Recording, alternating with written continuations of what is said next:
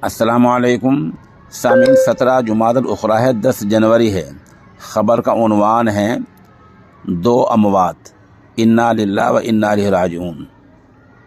پہلی خبر مغربی اتر پردیش کے ضلع شاملی کے قصبہ کیران میں محلہ قریشان میں ہوئی ہے، جہاں حافظ رفیق احمد قریشی رحمۃ اللہ علیہ کی اہلیہ کا تقریباً 85 برس کی عمر میں انتقال ہو گیا ہے، اور یہاں کیران کی مسجد اخنجی والی میں 2:15 بجے انشاءاللہ نماز جنازہ ہوگی۔ اس خبر کے لیے جناب ادریس قریشی ہمارے رابطے میں ہیں۔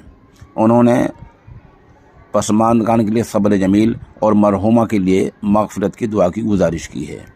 دوسری اہم موت جو ہوئی ہے وہ منصب امامت پر 40 سال تک فائز رہنے والے حافظ نور الحسن رحمۃ اللہ علیہ کی ہوئی ہے۔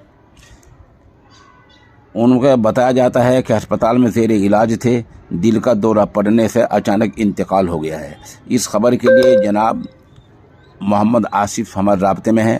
آپ ماشاءاللہ دارالعلوم وقف دیوبند میں متعلم ہیں۔ یہاں تعزیت کرنے والوں میں زاہد حسن متولی مرکز والی مسجد، رئیس عالم خزانچی، قاری وسیم احمد، قاری محمد ساجد، ارشاد امیر صاحب، قاری محمد حسنین، محمد آصف شیرپوری متعلم دارالعلوم وقف دیوبند اور جملہ مقتدیان۔